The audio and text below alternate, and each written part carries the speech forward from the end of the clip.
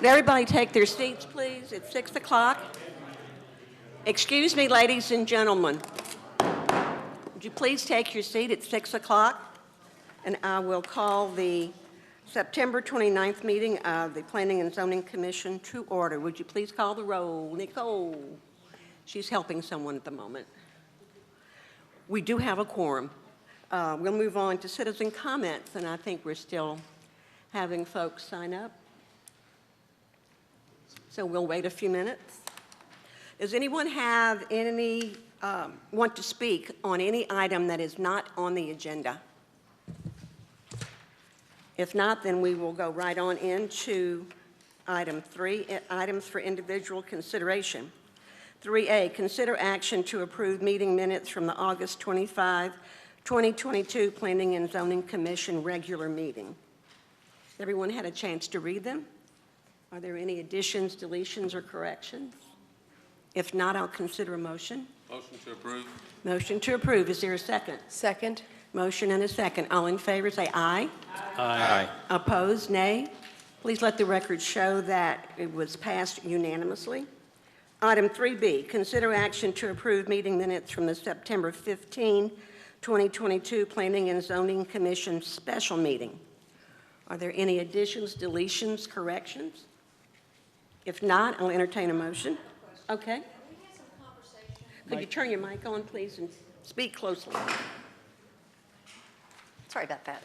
Okay. We had some discussion. Your light went off, so I'm not sure you're on. There you go. How about that? There you go. We had some discussion after, kind of at the tail end of the meeting, where we talked about, you know, our concern about the fire code, and that we really feel strongly about being sure that, you know, people are safe.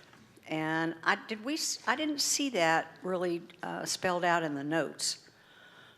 So do we need to do that? I mean, I really want to be sure that the council knows that we feel like it's our responsibility to keep people safe. So, Jennifer, I think you want to speak in the minutes memorialize the actual actions that are taken for posted items. So that was not a specifically posted item. If you'd like to put that on the future agenda to have a more direct discussion about it, then we can do that. If you want to, we can do that at the next meeting. Yeah, why not? Okay. Okay.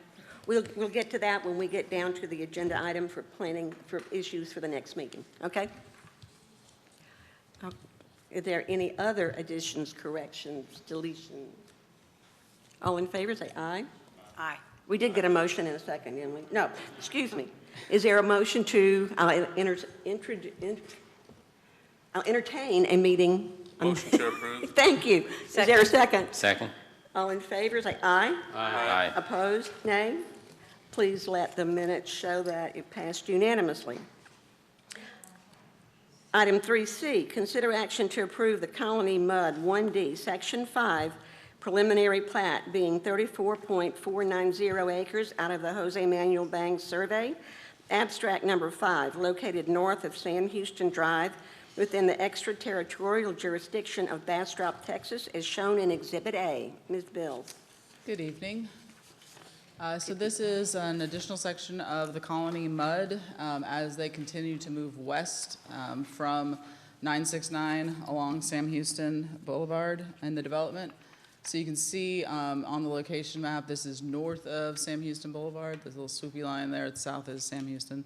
This is kind of a little, my clicker doesn't work, but you can kind of see the boundaries. It's got a little cutout, and then after this, it'll start hitting the section that goes up the northern arm. So this specific section is a little under 35 acres. It's planned for 102 residential lots with 3 non-residential lots that are PUEs and drainage easements. The proposed single-family lots will follow the standards adopted in their consent agreement. There was a preliminary infrastructure plan and preliminary drainage plan approved by the city engineer before bringing this plat to you. You can see this is the layout. It's kind of turned on its side. On the far left-hand side, between that cul-de-sac and the edge of the property, you can kind of see a street that ends. That street will eventually continue. Excuse me just a moment. If we could have discussions outside, please. Thank you. Go ahead. But that street will actually continue north, and that'll be one of the streets that'll provide access outside of the colony development. So in this specific section, there are kind of in that little divotty part that goes north, there'll be a street that comes out of that provides egress to the adjacent property. There's the anticipated layout for the entire colony, so you can see it's in that middle section for this, and staff recommends approval of the preliminary plat. Are there any questions on this one? Any questions? Comments? If not, we'll entertain a motion. Motion to approve. Second. Motion and a second. All in favor, say aye. Aye. Aye. Opposed? None. Please let the record show that it passed unanimously.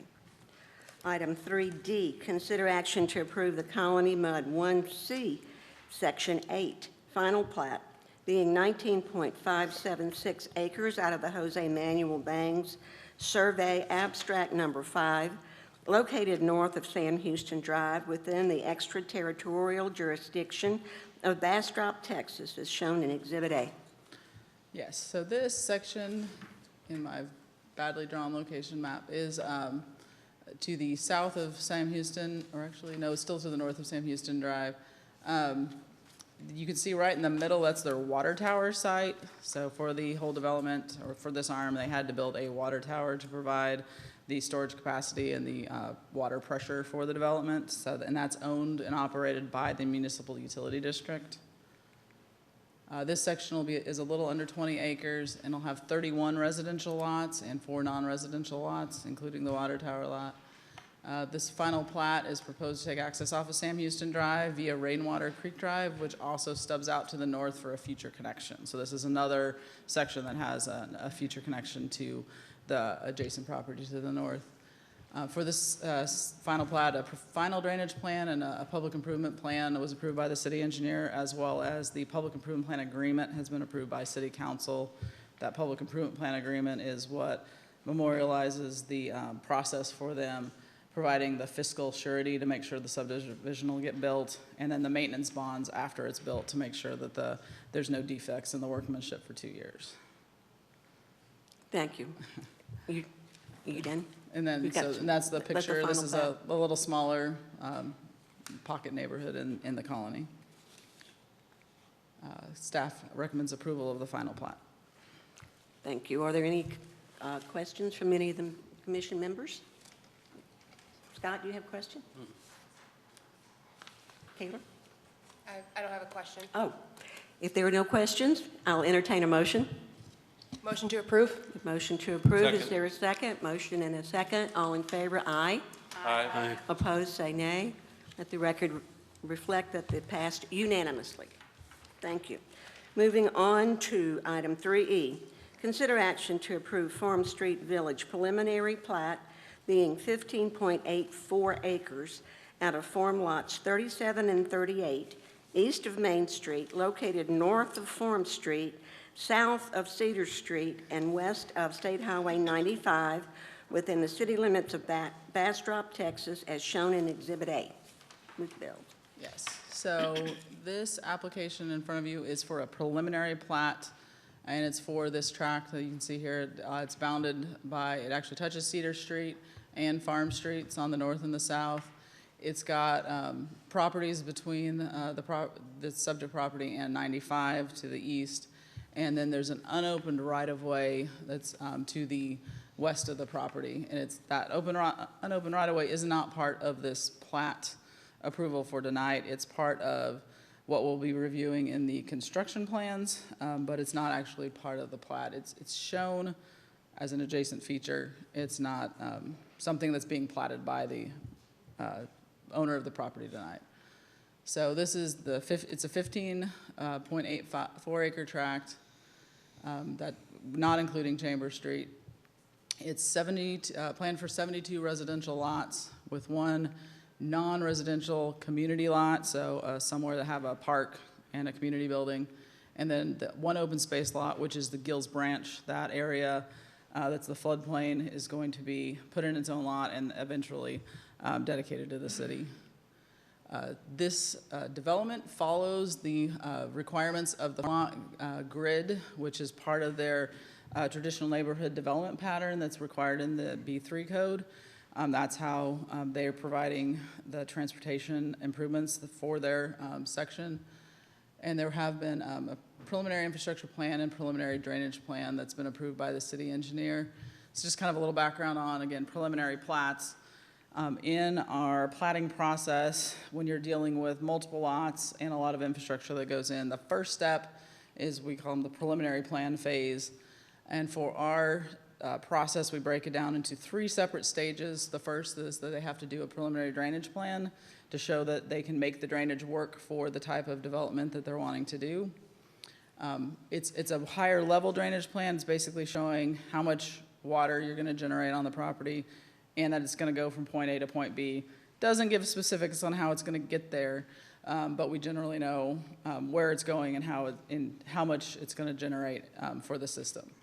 The preliminary infrastructure plan is, again, similar in nature, that it provides a conceptual plan for here's where the existing water lines and wastewater lines are, here's the existing capacities. We're planning on putting these lines in along these streets or these easements to give them the knowledge of where they need to lay out those streets and easements that line up with the infrastructure. Once those are approved by the city engineer, then the preliminary plat comes in, and then that's what staff reviews for compliance with our code, and then brings to the Planning and Zoning Commission for approval. The state, the local government code is what regulates how kind of plats get approved. So basically the state says that cities can establish a municipal planning commission. They can establish them as the authority to approve plats. And then once that authority has been set up and the rules have been set up, as once the applicant has met all of those requirements of the code, the process for approving the plat is what we call ministerial, that unless there is something that the plat is not fulfilling in our subdivision regulations, the plat has to be approved. It's not a subjective, some of the processes before you all, zoning and all that, are more subjective. Platting is once you've met the rules, you're meeting the zoning, you have to approve the plat. And that's in Chapter 212 of the Local Government Code. I think Ms. Kaler has a Is it all right question. for me to ask a drainage question? Sure. What does the Texas Local Government Code require for preliminary drainage plans to include? Does it say? It does not. So that's part of what Chapter 212 kind of defines, is that they say that cities can require a plat, and then they say cities can make up the rules for a plat, but once you've made up the rules for the platting process, you can't keep moving the yardstick. That you have to allow people to follow your rules and not change the rules mid-process. So also a lot of rules about once they've started, you can't change the rules. So specifically on drainage, the TCQ has some rules. There's some state level rules about drainage, but our drainage code is specific to the city, and it's one of our subdivision regulations. So this is the plat that's been proposed. So you can see they're proposing 4 new streets to be built as part of this development. And we lost our good clicker, so this one doesn't actually shine on the screen. But there'll be a new street that goes solidly from Cedar Street to Farm Street that we're currently naming Julius Thomas Street, because that street used to be in the Iredell map called Washington Street. We don't have a Washington Street in Bastrop anymore, so according to the county, we have lost the name because there's already 4 other Washington Streets in the county. So we had to come up with a new name. So that's our name that we're getting approved through the county now. And then the 3 streets going east and west are extensions. If you follow them across, they're extensions of the existing grid in town. We have Catalpa, Beach Street, and Buttonwood Street. So those are all streets that if you zoom out on the map, you can see they all track across the city. And should there be development anywhere between those 2 sections, those would be the names of the streets that line up. So, but these fulfill the block grid requirement in the B3 code. The streets will also take access from vehicular access from an alley that'll be between Julius Thomas and Chambers Street. And again, Chambers Street is a right-of-way that was originally part of the Iredell map. And it's a requirement in the B3 code if you're adjacent to an existing right-of-way that's been unopened, that's part of your development. You have to build the street. So the right-of-way is something, if there's an existing right-of-way next to you, you have to build the street as part of your development, which is proposed in the preliminary infrastructure plans.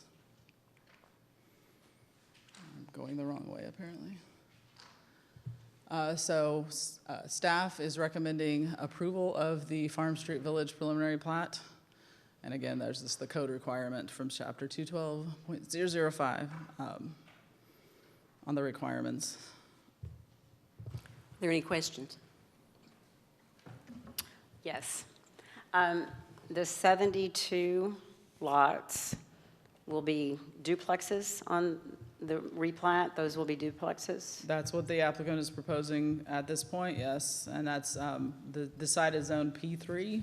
Right. And under P3, that is an allowed building form. So that's potentially almost 300 cars added with that many duplexes. But also, when I was driving down Farm Street to look at the area, I noticed Chambers Street is a very narrow street, and it dead ends. And then there's a house on each side of Chambers, and one has a fence around it.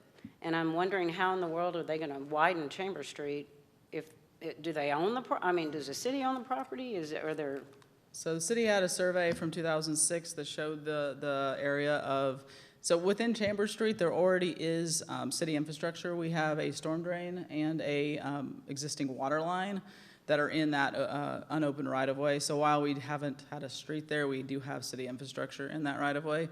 And when they did that 2006 project, there were several what we call encroachments into that right-of-way that were identified, and several of them were never resolved. So sometimes when people get deeds or surveys, there's some conflicts in the surveys, and that's something that was identified and not resolved at the time. But the right-of-way was surveyed to be there. There were some deeds that were encroaching into it. So I guess my question is, do we have issues that aren't resolved then? Because before we could do a preliminary plat approval, I wouldn't think we would want unresolved issues. So the next phase of this, so the preliminary plat is a planning document, so we still have, well, I always like several more bites of the apple, several more things that have to be done before we can actually go record this plat at the county. So the preliminary plat, once it gets approved by planning and zoning, it sits in our office until the applicant or property owner comes in and does the next step. If they don't come in and do the next step for 2 years, it expires. They have to start over, and then they have to come under the rules that are in place then. If they move forward onto the next step, their extension goes out 2 years from the last date of that they did something. So the next step is a final drainage plan and the public improvement plan. Again, since Chambers Street is not actually part of this plat, it's part of we'll be looking at it in the public improvement plan. We'll be identifying any issues, if there are any, at that point, and resolving those encroachments at the time. And then when we come back on the final plat, if there's anything that needs to be amended, revised slightly, we can do that on the final plat before planning and zoning approves the final plat. As a follow-up question, do you foresee any kind of parking issue, therefore any kind of, safety hazard if the streets are really narrow with people parking on the side of this, on the streets? Do you anticipate any kind of safety issue? Well, if I might, this isn't really things that are being considered at this juncture. Okay, got it. They will be addressed later on. Yeah. Okay. Pablo, did you have a question? Well, I was going to basically reiterate that it's almost like you have to put forth, I guess, an hypothesis about how this is going to happen. This is it, and they have to prove it. No one can get away from the code. They have to drain it right, and all those things have to be met. There are turning radiuses that have to be met. I think that we have a pretty good updated code as it relates to drainage, better than a lot of places around here, so I feel like that's not going to be an issue. And then it's just going to be a matter of, we don't have any parking requirements, correct? No, the B3 code does not have any parking. So parking is parking just going to minimums. be, yeah, I think parking is going to be, you know, it is what's going to be. I think that was, like Jennifer was mentioning, you know, they can do this, and they just got to be able to prove that they could drain it. Can they park it? We don't have parking requirements. So, This is just the first step. Anybody else have any questions? Do we have anyone signed up to speak?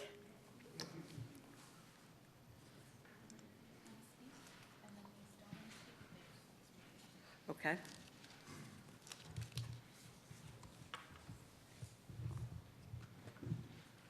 Okay, we have several people who have signed up, but they do not want to speak. I'll just read these, who do not wish to speak.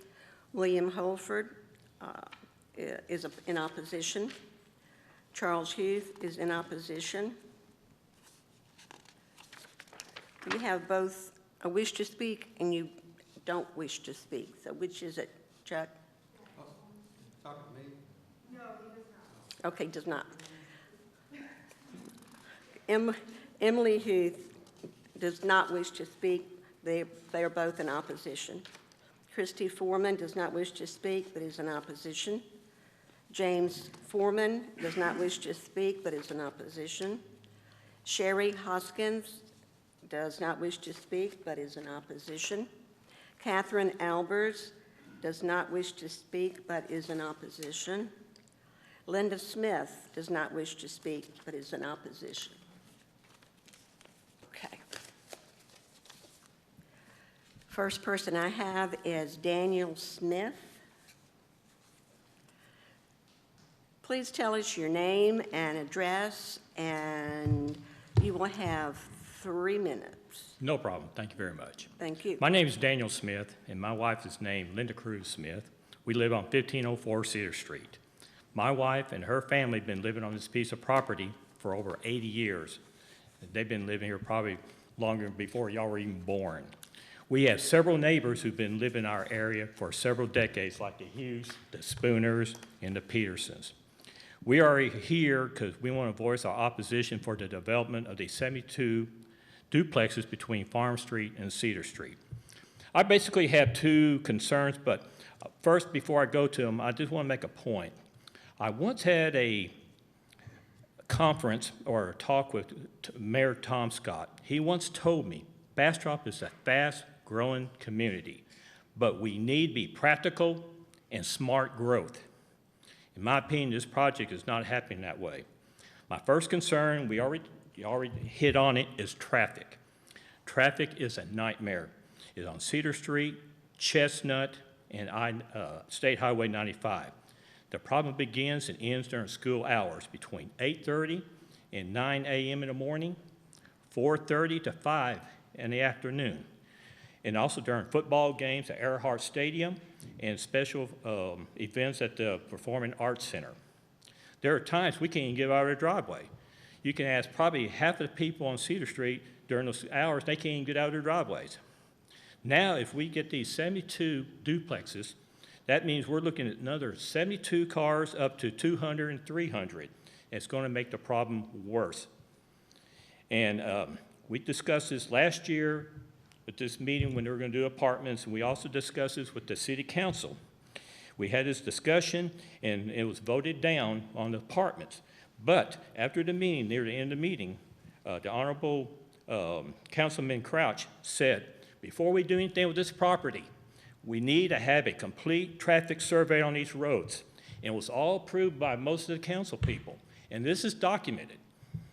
So if you want to look back on the tapes, you will see that it was mentioned. And has there been any type of survey? I don't think so. We never heard anything. Also, my second concern is this property has always been considered in the past in the flood zone. And Commissioner Ishmael Harris also said it best last year that this property was in the flood zone and it was a junkyard. Now we get 72 more duplexes. That means we're going to have more slabs, more cement, we're going to have more roads, And again, where's that water going to go? I think we need probably an independent engineer to look at this one. And according to one of our neighbors who lives across the street from the complex off of 95, he told me where that water is going to come. You It's have going 8 to come straight to seconds, his sir. house. You have 5 seconds. Okay. And in conclusion is, we are opposed to it, and we don't want to lower our property value with these complexes. Thank you very much.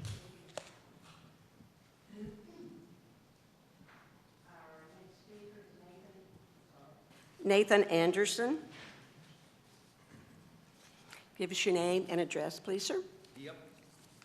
I'm Nathan Anderson. I live at 805 Main. You have 3 minutes, by the way. Fantastic. I won't need it. I just want to say that I'm for more development in Bastrop. We need more housing. We need more affordable housing. But I think that 72 duplexes on this size property is a little bit ridiculous. You know, that's less than a quarter acre per duplex. And that seems like Austin numbers. So I just think that I'm for something going on this piece of property, but I'm not for this. I'm also not for stealing property from long-term residents to make the street, which makes this viable, wider. So I'm just a little bit frustrated by that. Thank you. Thank you. Tommy Claiborne.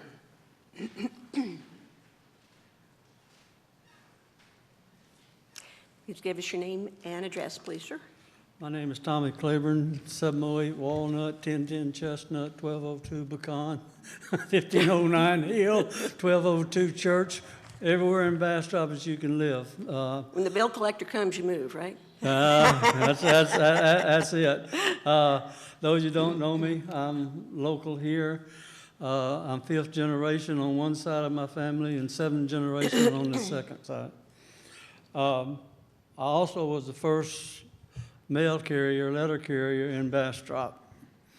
So that was 1968. Took a long time for Bastrop to get there. We finally got there.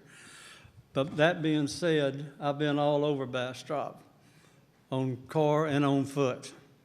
I know the lay of the land. I've been there in all kinds of weather. Again, like Daniel said, we was here 2 years ago in front of the council. And since you didn't want to talk about the safety and health issue, I'll kind of lay off of that, but it's all tied together with especially the water coming off of it. And you look at Gills Branch and how Gills Branch meanders through the whole downtown of Bastrop.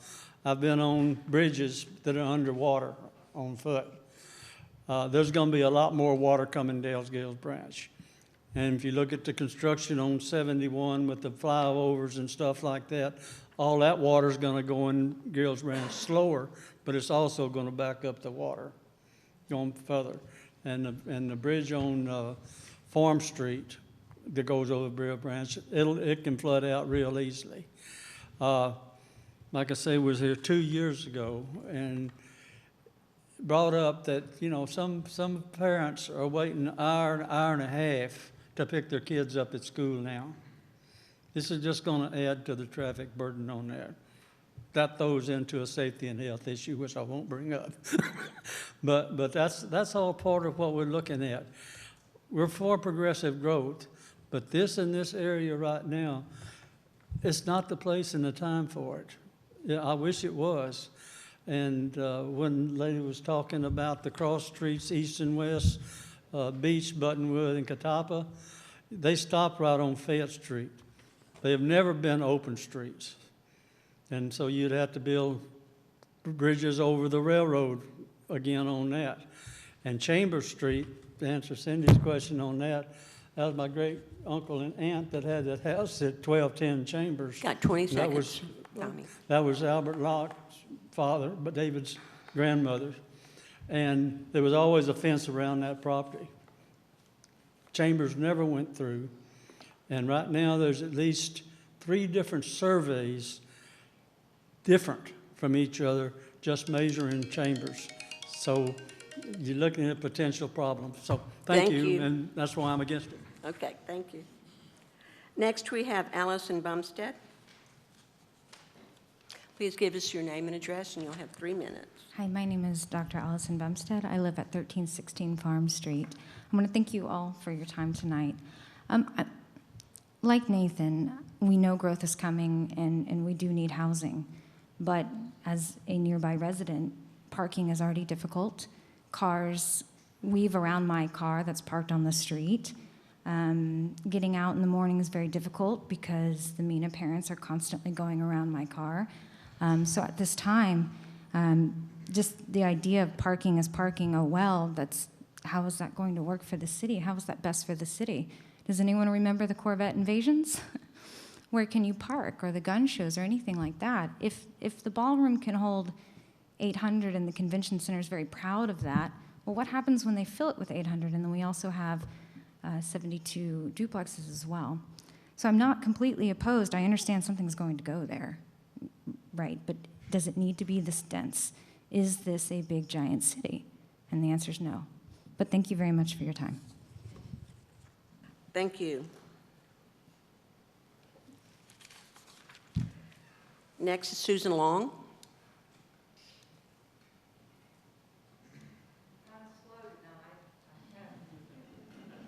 I won't count this off on your 3 minutes. That's okay. I am fighting horrific back pain, so I'm heavy meds, so I am not loopy for any other reason. Disclaimer before you start, right? Okay. Please give us your name and address. You'll have 3 minutes. Okay. Susan Long, 1402 Hill Street, which, by the way, is a historic home built in 1846, and I've lived there almost my entire life. Okay. I am definitely against and strongly opposed to this new project. It allows too many apartments with too many occupants, which equals too many cars, too much traffic, which causes safety issues and increases air pollution. This project could easily be, built somewhere else, but not to the demise of a sweet, precious historic district.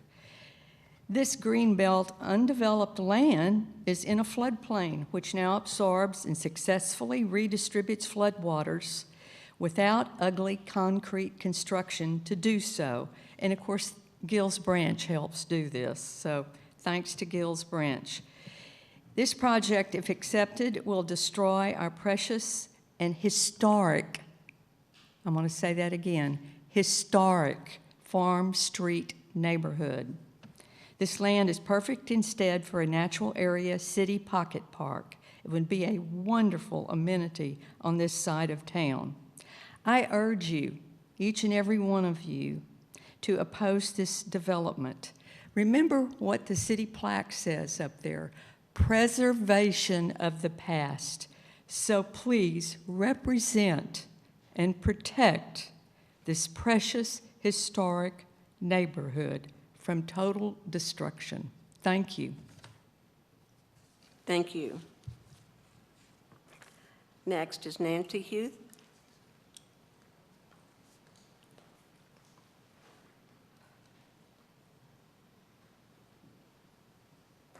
Please give us your name and address, and you'll have 3 minutes. Okay, thank you. My name is Nancy Hughes, and I live at 1303 Cedar Street. My husband's family has owned that property since 1872, so we are also longtime Bastrop residents and treasure the land that we have. We have 1.5 acres and love it. We're on the other side of the pack from the development. Basically, when we were here 2 years ago, I guess, talking about this, we did not like the idea of 3-story apartments, and thankfully, that was ruled out. That was turned down by the city. This, we thought, was going to be much better because it's duplexes. It would not be nearly as dense. But looking at this picture, this scares me because, again, the water, we've seen the water flood all the way up to Main Street from Gills Branch. And when the rains are bad, it does flood. The traffic is another extreme concern. We can't get out of our driveway either when we try to leave in the morning. Our daughter leaves at 7 to go to Austin, She has trouble getting out even then. And we leave later in the day and can't get out either, or can't get back in at 5 with all the traffic coming, with people coming to pick up their kids. That needs to be a very, very safe place, and it's not right now. And it's just as it's just as bad on Farm Street with Emile over there, and those kids are smaller. They don't have the sense, hopefully, that have developed in the teenagers. But who knows, with teenagers, you don't know either. So basically, we are against this development as it is. If it was about half or third as many apartments, that would be better, but right now, that's just not it either. It will ruin the neighborhood again. So thank you. I hope you all vote against it. Thank you. Thank you very much. Clarification. Are these apartments? These are duplexes. Thank you. Okay. That is the only, these are the only request to speak cards that I have. Excuse me, Debbie, I signed up. I don't have it. Did you sign one of these? Yes, my office signed up, my legal assistant signed me up to speak. Did we get that? Yes. I'm sorry? The online one goes to city council, not for boards and commissions. It's not set up to, they don't get forwarded to us. So. Did you hear what Ms. Bill said? The online doesn't come to us. You can still sign up a card here to speak. I'll do that right now. We're granting you a courtesy, Mr. Tuck, because the rules say that if you don't sign up before the meeting starts, you don't get to speak. I appreciate it very much. You're very welcome.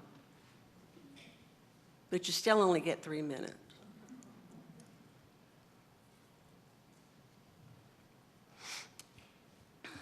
We might not know this yet, but are these duplexes going to be targeting affordable living, or do we have any idea about what they plan to build there? So the city council did approve a resolution of support for tax credit development, which is a funding mechanism to allow the developer to target the units towards, so it keeps them built at the same level as market rate, but it allows them to target people who make, we can call it workforce housing, so it's people who have jobs that were working in the community, but usually make between, I'm going to probably make up numbers here, but like $35,000 to $60,000. Thank you.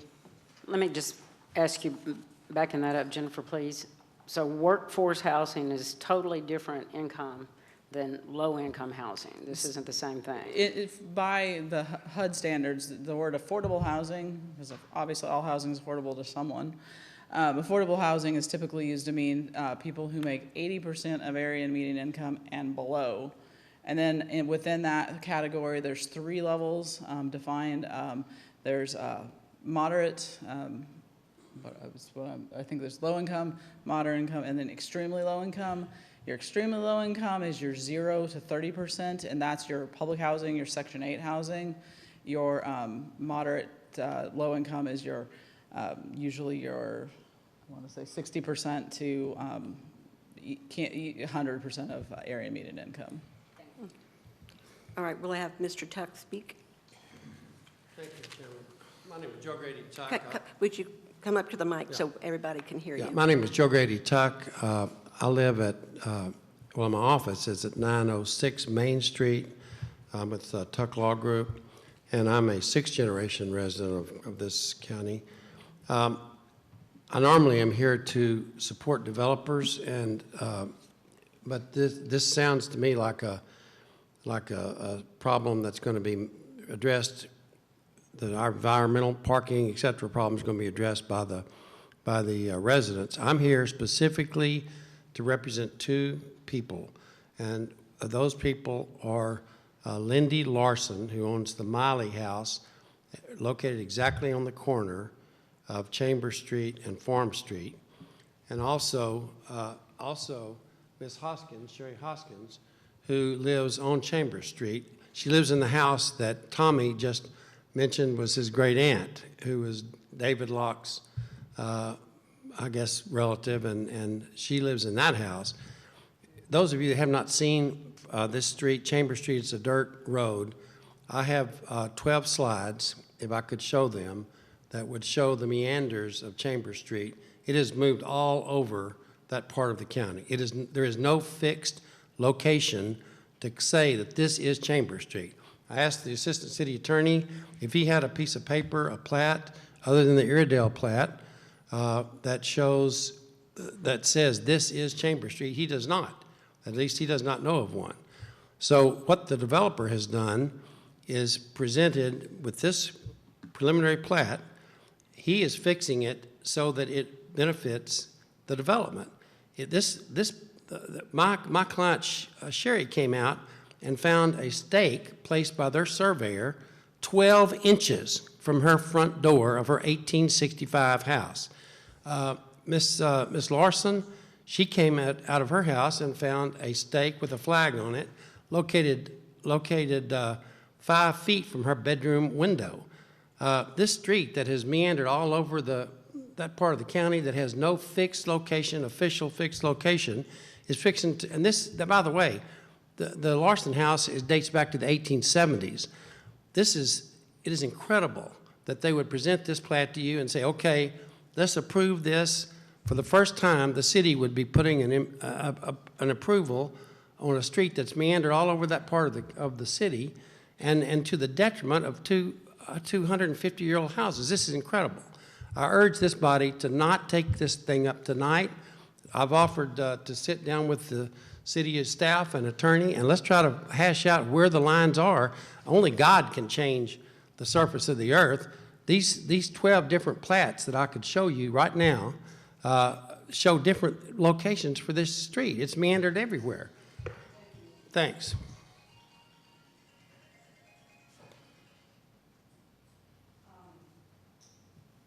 Commission, I think that it would be prudent for us to recess for a moment and confer with our attorney, especially regarding the issue of the street. So at this time, Planning and Zoning Commission is in recess.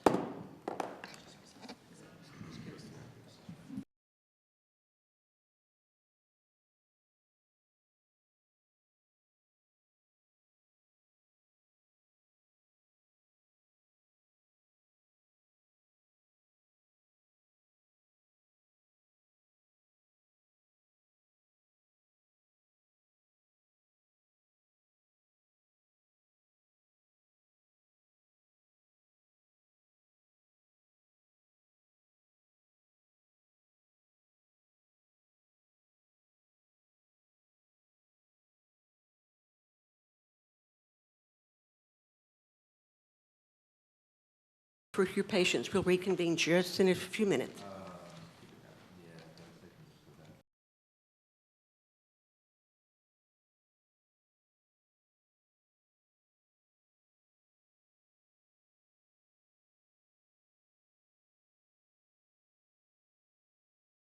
All right, it's 7:31, and Planning and Zoning Commission will come back into order. We've taken a long time to discuss the issues that are before us with sensitivity toward the property owners who've lived there for a long time, and with looking forward to make sure that the development that we know is coming to Bastrop is done correctly with preparation for the future, while continuing to have the city feel, the small city feel that we have in Bastrop. So, well, I will now call for a motion on the approval of the preliminary plat. Before I make my motion, I just want to emphasize to the developer that there's a lot of eyes on this. A lot of people really want, and I know you want to do the best thing as well for Bastrop, and so we're really looking forward to partnering with you on it. And with that in mind, I make a motion to approve the preliminary plat with the recognition that additional surveys by property owners may be produced to confirm the relevant real estate boundaries. Second. The motion and a second. Would you please call the roll? Pablo Serna. Aye. Scott Long. Aye. Debbie Moore. Aye. Cynthia Meyer. No. Carrie Kaler. Aye. Judah Ross. Aye. Patrice Parsons. Aye. Motion passes with one negative vote. Thank you all, members. And thank you all for coming.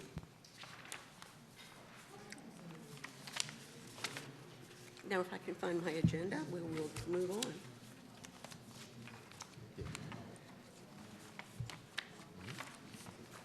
Under here somewhere. There we go, thank you. Okay, we will move on now to item 4A, update on recent city council actions regarding planning department items. Sorry, I went the wrong way on my slides there. I don't believe we've had any actions that have come directly from P&Z to city council as of late. We did approve, Yeah. sorry, my mic got moved. But I do have a list of ongoing projects that I'm going to update where we are on all the different projects in town, just to give an idea of where we are, because I know a lot's been going on lately. Oh, I guess this is my update. Sorry, I was thinking, yeah. So that was this new clicker is driving me crazy, FYI. You need a better one. Someone stole ours. So Christmas, maybe. So I was requested to give kind of an update on where we are on ongoing development projects. You've seen a lot of stuff come in. Obviously, there's lead times on development. You see zonings. You see preliminary plats come in. Sometimes you don't see it come back for a while, or you don't see it start to get built for a while. So I was going to kind of give you an update on where we are on all the development in town, and then some of the projects that staff's working on, and some of them that'll be coming before y'all here in the future. So here's a map that I kind of quickly made. I thought I got the labels big enough to read, but not quite. And I can email you this map as well, or print a copy if anyone would like one. And then, yeah, the thing works on the wall, it doesn't work on the TV. TVs are problematic. But starting up in the top, we'll start just from the top, or the west, top left-hand corner, that shape you see frequently, that's the colony. The darker red kind of represents the areas that are actively under construction. So you can see they've got, or have had plats approved. So you can see everything from the river as it's been heading to the west. Most of that is either under construction or has had plat approved, and a lot of them have houses built there in those first several phases. You can see it gets lighter as it's going up the arm. That area is considered 1F and 1G are the areas, and 1G, which is that top area, they've just started the kind of preliminary phases of that, the preliminary drainage for that. I'm going to actually just flip because I listed these all out. So Colorado Bend, which is the, we also call it the movie studio project because that's how it got named. But that is down there in the lower part of the screen there, still kind of light colored. They're in, they've annexed about half of the property, a little more than half, 312 acres. The top part where most of the studio development is going. They're working on, P&Z's already approved their preliminary plat. Now they're working on the final drainage plan and the public improvement plan. So this is where they're looking at how they're getting the water, how are they getting the wastewater, how is the drainage going to get from point A to point B on the property. So those are being reviewed right now by staff. The next step after that will be the final plat. So you'll see that come back to y'all once we figure that. The Colorado Bend development, which is the horseshoe-y part down at the bottom. Can you, my clicker doesn't work. South of Pecan Park is another way. I look at this map all day, FYI, so I know where everything is. I just can't imagine everyone else doesn't in town. You can't go anywhere. West Bastrop Village, that's another one that we've been talking about for a very long time. It's a municipal utility district off of FM 20. Thank you, Rick. So you can see it's a full build out under its current development agreement is 1,200 living unit equivalents. That's actually a wastewater term, or utility term. So it may not be a full 1,200 houses, but it's 1,200 living unit equivalents. It can be a mix of apartments, it can be houses, it can be commercial, but that's what it is. But they've got the first phase coming online right now. That's that darker square up there in the corner on FM 20. So you'll see houses start to go up there very soon. So if you've driven by there, you've seen the streets and everything are in. So now they're building the houses. They're in that phase. I'm just going to run through these because they're easier. East Bastrop Village, I just have it on there. There's been no action on that. That's a development agreement area that should it develop, it will have to annex into the city like the other developments have been lately. The 42 acres, that did come to P&Z 2 months back for recommendation. The current developer has postponed that action, and I think they're looking to sell the property to someone else. So, and the next person may pick up what they're doing, the exact same thing, and move it forward. We're waiting for them to provide us notice of what they want to do. And then moving to the straight up north of that is Val Verde. This is another one that last year we talked a lot about when we were approving a development agreement with this area to annex into the city limits, potentially. So right now it's not in the city limits. As the sections come online, are final platted, the city has the ability to annex that development into the city limits. Currently, P&Z has approved the first 3 phases, that is the residential sections that are to the, right along FM 969 there to the east. That's about 300 homes. They've gotten their public improvement plans approved. Now they're kind of a little bit in a holding pattern and waiting to start the construction on the public improvement plans. Waiting on some the go-ahead from their developer and working out some off-site easement issues that the city is assisting with. Across FM 969 is the Pearl River development. This is another one that actually that was, I guess, the last action by City Council was council approved the second reading of the rezoning for that annexation and rezoning. So it's now annexed into the city limits, and it's which I need to update on the map, and it's rezoned to part P5 core and P4 multifamily zoning. And they're working on the preliminary plans to submit those for the multifamily first, which will be on the Blakey Lane side of the development, not on the 71 side. Moving, as we go east, you've got Burleson Crossing East. This is one we talked about a lot at P&Z and City Council. They were annexed and had their zoning approved several months ago. And now they've turned in their preliminary drainage plans. So they're in those first 2 studies that need to establish the preliminary plat. And then to the south of that, you have Bastrop Grove. That they're on the tail end of the public. They're done with their public improvements. They're building houses in half the subdivision. They'll be building the other half of the subdivision. Will be turning building permits. Any day now. That whole development is 321 units total.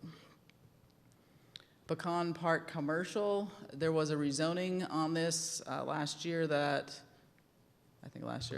kind of tweaked the language that allowed this is one of our, I call them a legacy districts, is a planned development district that was approved under the previous code that set up its own zoning district for this development.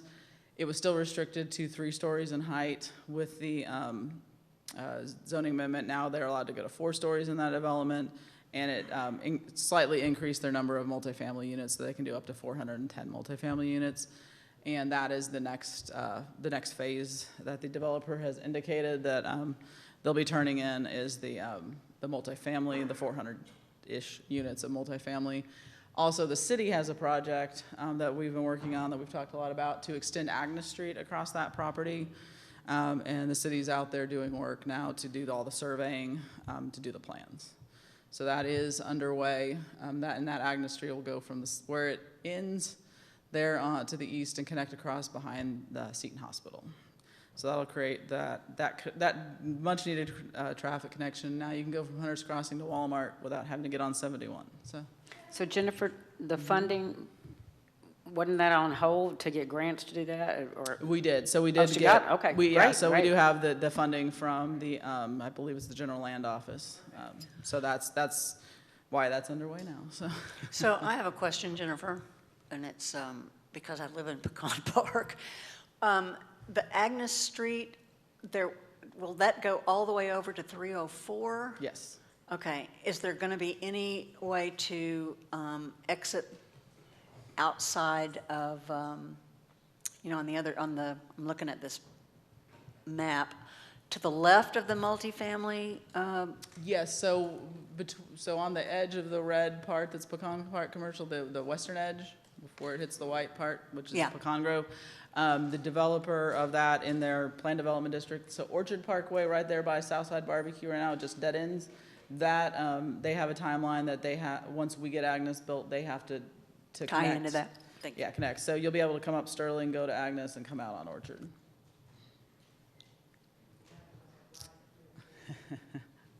So yeah, so we're slowly getting that traffic network together fairly quickly now. Pecan Park Residential, they're building out their last few residential homes. There's not, that one's on the tail end and will be a full-blown neighborhood here soon without any big trucks in it. So that's where that is. There's no additional sections for the residential section.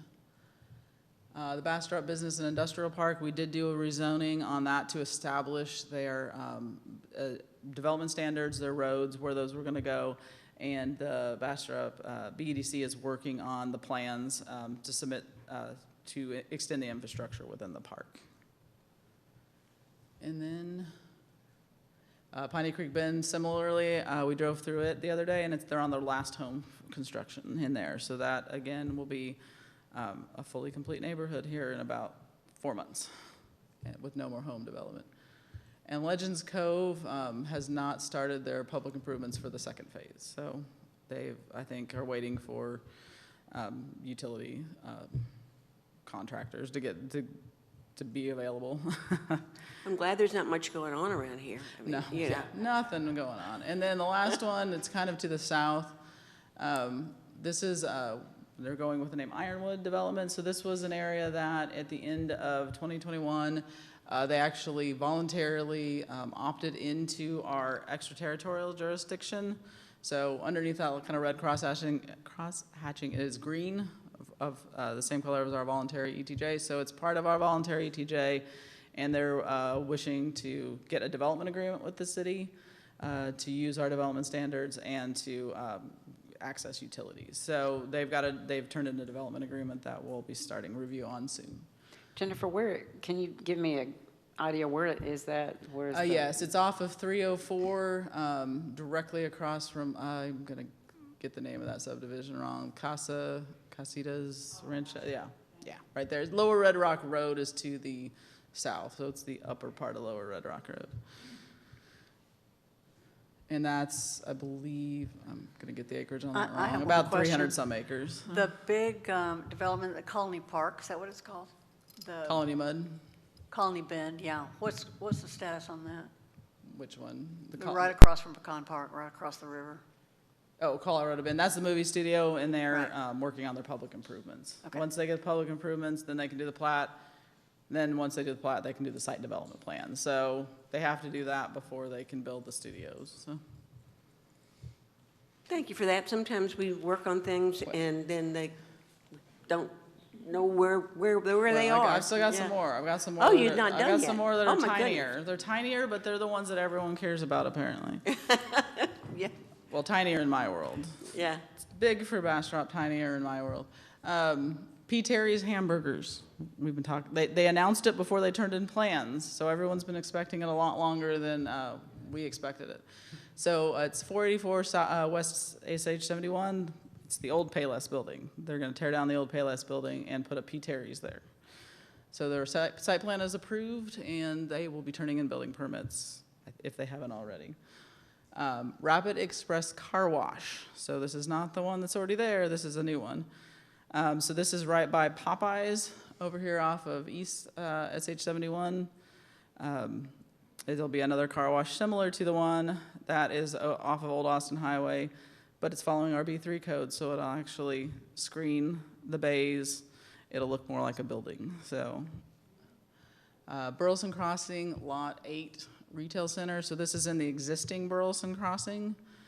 So the existing part, there's a couple vacant pad sites in that development. So that one that's right on Edward Burleson Lane, facing, it's the big grassy area, that's going to be a retail center. So there'll be several storefronts and restaurants in that section. Right now, they've got the building permits in for the shell building part. And then Aqua Water boardroom building. So Aqua Water on Old Austin Highway is going to build an additional building. We've approved their site plan, so they're now able to turn in building permits. And then Mina Elementary on Farm Street. You probably can go out there now, and they're already under construction. They're building an addition to the elementary school. Moving right along with that one. Yes. Yeah. Cool. They got some timelines. Was there a rec center collaboration with the county and the city? I didn't list that one on there because it's been going on for so long I forgot it. So yes, over in Mayfest Park, the city did a long-term lease on some of the property over there with the county off of Arena Drive and American Legion Drive. And they're building a community center / an emergency Evacuation center. evacuation center with grant funds they received several years ago. So that's under construction if you drive out there now. So yes, I forgot that one. There's, sure, Yeah, I forgot someone else. It's been since the fires. That grant Yes. money came down after 2011. Yeah, Yeah. So that'll be underway, and it'll be a nice facility for the county. Mm-hmm. Cool. Anything else? And then I've got the projects that we're working on that y'all don't necessarily see until we bring them to you. So B3 code updates, we're still working on that. I'm getting my staff back. Vivian will be back next week. So we've got a draft that Resin gets to read of the extraterritorial jurisdiction subdivision standards. One of the things we didn't, a lot of our subdivision standards in the code are tied very closely to the zoning. We don't have zoning in the ETJ, so we need to make sure we're meeting those another way. We've talked about it before. We're focusing on connectivity and the block structure, and which is what the main things we can focus on in subdivision. Wireless transmission facilities, that's another one. We've got 75% of the draft done. We just need to finish up some of the language. And then we've talked about looking at the 71 corridor with the B3 code standards and creating some alternatives to some of the standards that the big box stores or larger retail users have identified as some potential issues. So we're working on what those will look like in-house. And then for the code of ordinances, so the B3 code as adopted is a form-based code. So we don't look at separation of uses. We look at how the forms interact with one another, how they interact with the streets. And so we start with obviously drainage. We look at the street grid, and then we look at where the building is placed on the lot. So as we talked about, we don't control your number of parking spots you have, but we do control where you put it. So for a lot of houses, a lot of people want to park all in their front yard. So with houses, we want you to set your parking back so it's not blocking the sidewalks or sticking out into the street. Those kind of things. Similarly, with commercial development, we are trying to keep the parking in line or behind the buildings. With the highway frontage, that is not always something I think that works. So that's something we're looking at addressing. And we're looking at ways of either through zoning districts or with an overlay of coming up with, or just an alternative standard that you can use this standard or you can use this standard in the code. Remember that came up like with that hospital that pointed out that our code was really not working with how they normally do things like that. So pushing the building to the edge of the street was kind of not how they do hospitals. And yeah. I mean, so we have, I think it's good that we're looking at it like that, especially on 71. Yeah, especially And I on the mean, 71. Signage is the other issue. And too. signage, we did amend the code on signage along 71 and Loop 150 and 95, so. The Code of Ordinances, which the B3 code is part of that, but other chapters in the Code of Ordinances, Chapter 3 is our building chapter. We'll be bringing forward some amendments to that, largely updating references and making sure that we're addressing the processes correctly.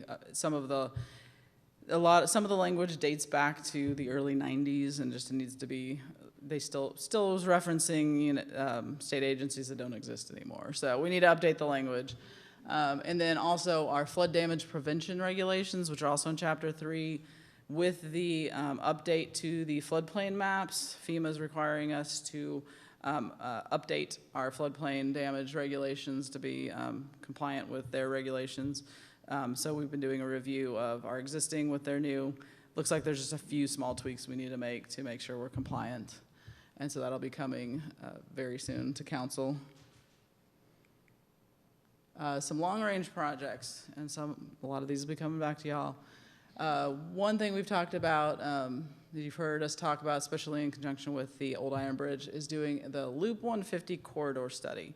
So this is one that the Capital Area Metropolitan Planning Organization, which is our larger regional planning authority, they get funds from the federal government to do projects and to do planning. So they're going to work with the city. They're going to be the lead on this project to look at the Loop 150 corridor, so where it attaches to 71 on the west, all the way to where it attaches to 71 on the east, that entire corridor of Loop 150 and Chestnut.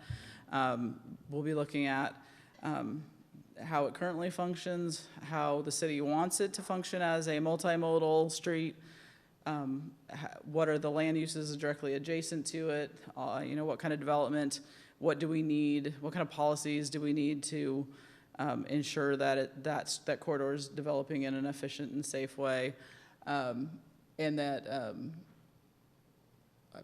one of the things we hope to get out of that is also a list of future capital improvement projects that then will also be things that will be eligible for other federal or state funding. The other thing, that was the other thing, is as 71, as the bridge gets complete, some of the traffic that we've been seeing for the last 5 years on Chestnut will revert back to the actual highway.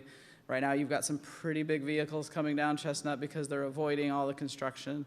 So as that intensive traffic goes away, we'll be looking at how do we want Chestnut to function now that it's not the alternate route to 71. The future land use plan and comprehensive plan 5-year update. We're working on the procurement process right now, so we're halfway through the interviews of a couple firms that'll help us with that update. And once we get that contract to council, we'll have a better timeline, but we're hoping to kick off by the end of the year or at the early next year to update the future land use plan and then look at the 5-year comprehensive plan update. With fiscal year 23, which is next week, we have a master transportation plan update that is scheduled and budgeted for next year. So that'll be looking at our master transportation plan was last adopted in 2017. There's been a lot of development that's gone on. We've talked a lot about the code, so we'll be looking at the transportation network in there, and that's what gives us the ability to say that on this street we want 80 feet of right-of-way. Over here we want 55.5. This is the kind of street we want you to build over here. That's what that plan does. One of the other things we're looking at along with that is a traffic impact fee study. So we've talked a lot about traffic tonight. There's lots of different ways to address traffic, some better than others, but one that you'll see more in the communities around here is a traffic impact fee study, and it essentially looks at your entire network. What do we need to build to make it work? How much traffic's going to be on it, and then puts a dollar amount to that so that when a developer comes in and they're going to create 300 trips on a road, we say 300 times whatever the number we've created, that's what they pay, and then the city has that money to go fix the roads. So that's very simplistic. I'm sure our traffic engineer has a much more detailed way of explaining it. I'm sorry, Jennifer, did you like your say way. that you're in the process of doing that study? We have to get the contract in place with the engineer, but it's budgeted for next year. And then the Old Iron Bridge, that's somehow a project that ended up with me. What that phase that we're talking about is funding opportunities. So we've had several studies, we've done inspections of the bridge, we know what needs to be done. Now we're looking for the funding opportunities.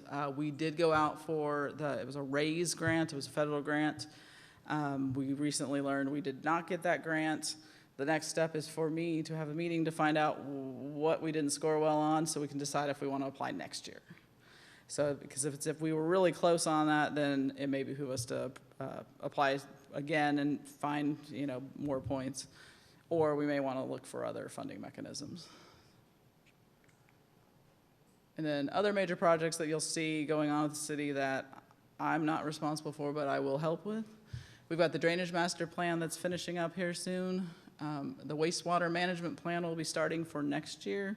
So this year we did a water master plan to identify our system, where we need to put in new water lines, where the growth is going, all the improvements to the system. So now we're going to look at the wastewater plan. Same thing, where's the growth going? Where do we need to make sure we get lines? When did the new phases of the plant need to come online? That kind of fun stuff. GIS management, one of the new positions that was funded in this year's budget is a GIS analyst. So that'll be in IT, that'll support the whole city. So planning department, public works, engineering, they'll be able to compile our data in one spot, so we'll be able to have better tools to make decisions with that. And then the Parks Master Plan will be kicking off here soon too. So another department's heading that, but planning will be integral to that part as well. And that's all I got for updates. That's all. So what you been doing lately? I mean, okay. Planning and 4C, Planning and Development Department Monthly Project Volume Report. You've been busy. Yeah, so you will see on our billets we have slowed down a little bit because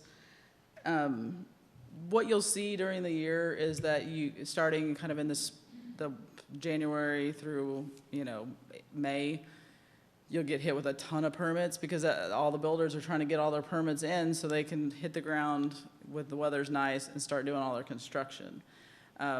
As you're starting to get into the winter, things are slowing down. They'll start ramping back up when the market, the weather gets better. We also, again, we talked about Pecan Park slowing down because they're finishing up, and Val Verde is still working on their public improvements. That's the next big development that will be pulling permits. And the second phase of Bastrop Grove. That's another 150 homes still they have yet to pull permits for. So we'll be getting those permits in, and so it'll probably be slow over the next couple months for building. I say slow, they're still doing you see the building going on, we're doing the inspections, we just don't have the permits to review right now. That being said, we've got about 3 or 4 new commercial projects that are under review, so. We've got some of the shift is shifting back and forth from residential to commercial, which you see over time. And then planning's been fairly steady with the number of plats with the Colony and Val Verde keeping going on their submittals. Any questions? Our code, are we gonna, is that is that a request on the individual request? Yeah, we can add that on, and I know the fire chief talked on it a little bit, and they are working on what the WUI code. So we have the fire code adopted. It's the Wildland International Urban Wildland Interface. The WUI code. The WUI code. It's actually its own in the ICC code of family code. It's its own separate code. So we have the fire code adopted. This is the WUI code, and the chief is working on that. And Pete, you wanted us to look at something down, we say would be on future agendas? Well, I just, I want us to stay up to speed on what's happening with the fire code. I mean, Okay. The WUI code, yeah. So I think she's answered my Okay. question. Yeah, we're currently on the 2018 codes that we've adopted. The code cycles are every 3 years. We're not looking to update to the next code We don't see that there's a lot of changes between the 2018s and the 2021s. Plus, sometimes it's hard for the builders to keep up on the tiny changes between code cycles. But we are looking at the 2024, I might have gotten my years off. The next one, the 6-year out from the 2018 codes. Our building official has been involved in the code hearings on that and looking at that we'll adopt those when they're adopted by the ICC. So. Anything else? If not, we'll move on to item 5. Make a motion to adjourn. Motion to adjourn, is there a second? Second. Multiple seconds, we're adjourned. Thank you very much, great job, Jennifer.